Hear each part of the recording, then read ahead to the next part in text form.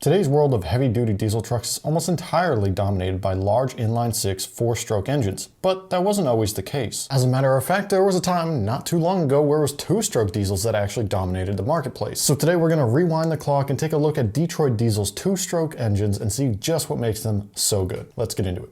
And to understand where the two-stroke diesel came from, we first need to rewind the clock and take a better look at where Detroit Diesel came from. Back in the late 1920s and early 1930s, General Motors was in a good spot to buy new companies, as the stock market crash of 1929 massively devalued many companies in the automotive space. Now, GM was looking into a handful of different companies, but ultimately they wanted to buy diesel engine manufacturers at that time. That's specifically what they were going after. They even had the opportunity to purchase Cummins at this time, but ultimately passed on them to purchase a company known as Winton, as well as Electromotive Company. It's crazy to think how much different things would have been if GM had bought Cummins all the way back in 1929, but as they say, hindsight is 20/20. Between GM, Winton, Electromotive, and a smart inventor named Charles Kettering, they took existing Winton two-stroke diesel engines used for yachts and improved upon them massively, mostly working on perfecting the unit injector. And by 1938, Winton became the Cleveland Engine Division, with the goal of just continuing to produce marine and stationary power applications. And 1 year after forming that new engine division, they decided to take all the R&D that they had already done on these ginormous two-stroke diesel engines and shrink it down to a smaller platform, one that wasn't meant for marine, locomotive, or stationary use. And to do this, they needed to put it under a new company, so they formed a new division known as Detroit Diesel. And that takes us to Detroit Diesel's first ever engine, the Series 71. And although the Series 71 was based on the research and development of the Winton two-stroke diesel engines, the Series 71 wasn't just a shrunken down version of those engines. Rather, it was an entirely new engine platform, something that we had never seen before. And with this all new Series 71 engine platform, it initially came in 3 different sizes. You could either get a 3-cylinder, a 4-cylinder, or a 6-cylinder, known as the 371, 471, and 671. And by 1938, Detroit Diesel had massively ramped up production of this new engine series and sent about 700 units, 700 engines, over to GM's truck and coach division. And then 1 year later, in 1939, they went ahead and sent Series 71 engines to various suppliers to test out and try for themselves. Fast forwarding a little bit, the Series 71 was used all across World War II, and by 1944, a whopping 62,000 of these engines were produced. After the war, though, things really started to shift in America. Where transporting goods across the country was once almost entirely done by rails and rail cars, things started to shift over to over-the-road trucks as the preferred way of transporting goods around the country,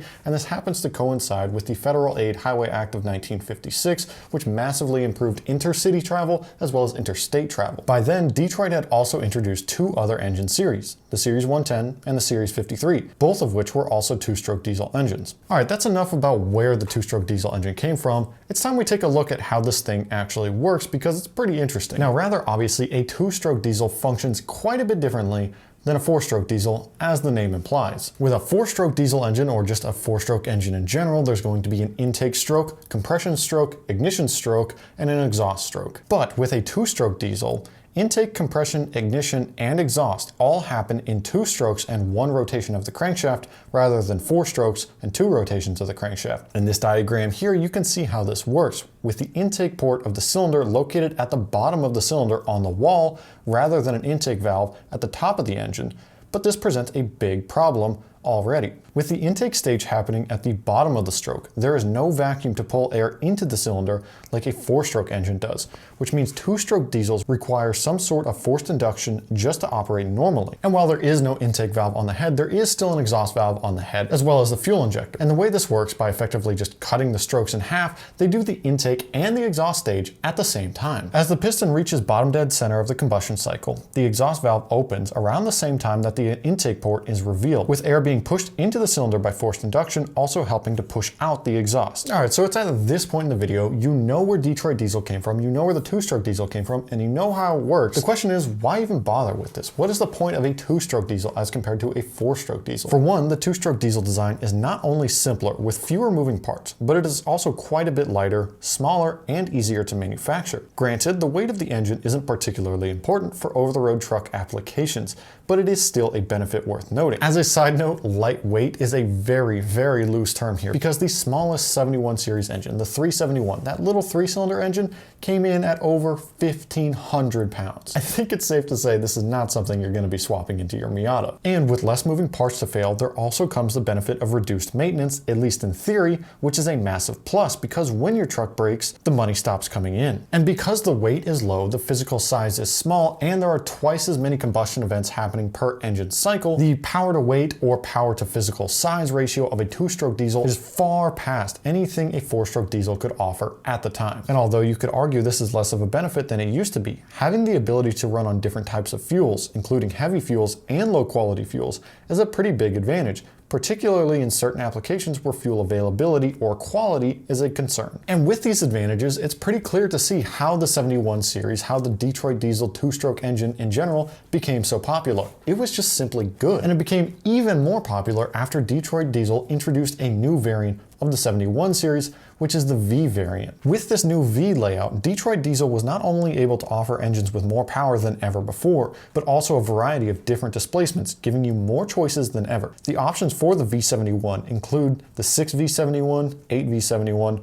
12V71, 16V71, and much later on, the 24V71. So if the 2-stroke diesel is so good, it's lightweight, it's compact, makes decent power, has loads of different displacement options, where is it now? Why aren't we seeing it on the road anymore? The answer to that can be summed up in a single word: emissions. 2-stroke diesel engines, including those from Detroit diesel, were faced with some serious challenges in meeting stricter emissions regulations. Keep in mind, the EPA wasn't even formed until 1970, so the idea of reducing or even limiting emissions of any given engine wasn't really a thought or concern. And with a 2-stroke diesel engine, the scavenging process can result in much higher emissions of pollutants, such as particulate matter. There's also the issue with fuel efficiency at low loads, with 2-stroke engines being worse than comparable 4-stroke engines, which simply means 2-stroke engines consume more fuel and output more emissions at idle or low load conditions. 2-stroke diesel engines also typically have quite a bit more oil consumption than 4-stroke diesel engines, which again is not great for emissions. And as emission standards became more stringent after the creation of the EPA under President Nixon,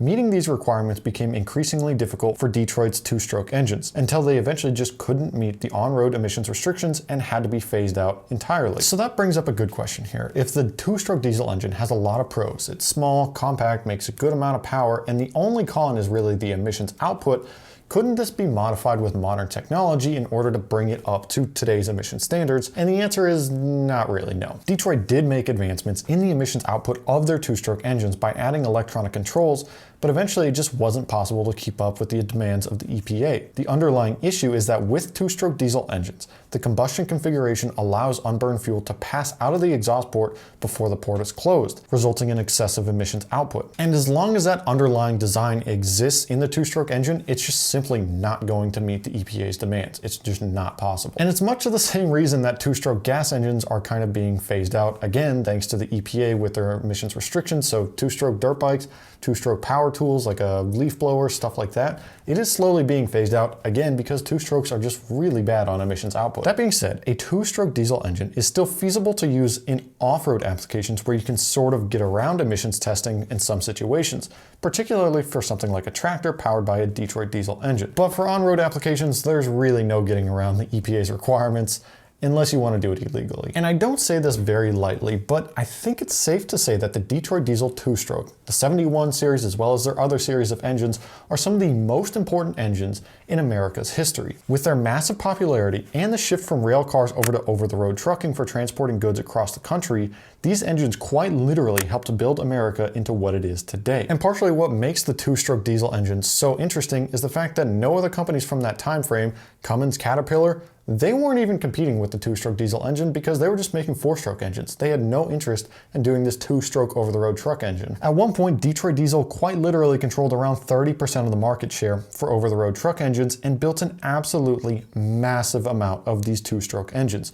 with loads of them still in use today, although the remaining applications are generally not over-the-road trucks. Interestingly enough though, somebody who did copy Detroit diesel and made a 2-stroke diesel engine is the Soviets. Now you have to remember, Detroit diesel worked with the military to supply their 2-stroke diesel engines for a variety of different military applications. The Soviets caught on to this, copied it and did the exact same thing, copying the 471 and the 671. Now, as a side note, an industry which is still using two-stroke diesel engines, although not engines built by Detroit Diesel, is the marine industry. And a really interesting feature for these massive marine engines is that there is no gearbox, which means if they want to turn the prop in reverse, they just shut the engine off and turn it back on, but with the engine spinning in the opposite direction. That is definitely not something you can do with a four-stroke engine, at least not easily, and it's a very cool feature for a two-stroke diesel engine. So although Detroit Diesel's two-stroke engines lasted for a significant amount of time and quite literally helped to build America into what it is today, powering countless applications from military to over-the-road trucks, the introduction of emissions restrictions from the EPA was the beginning of the end for these engines. Two-stroke diesels just simply couldn't meet the EPA's demands, and that's not necessarily a bad thing because Detroit Diesel was able to move on to very, very good four-stroke engines and had a lot of success with those. In fact, you could argue that they had more success with their four-stroke engines than their two-stroke engines, but regardless, it's safe to say we're probably not going to see two-stroke diesels ever come back to over-the-road trucks. Let me know your thoughts down in the comments below. If I missed anything you want to add, drop it down there. While you're down there, smash the thumbs up button if you enjoyed the video, because it really helps me out. Get subscribed so you don't miss out on future videos. We even have a history lesson on Detroit Diesel if you want to check that out, learn more about them, and I'll see you guys in the next one.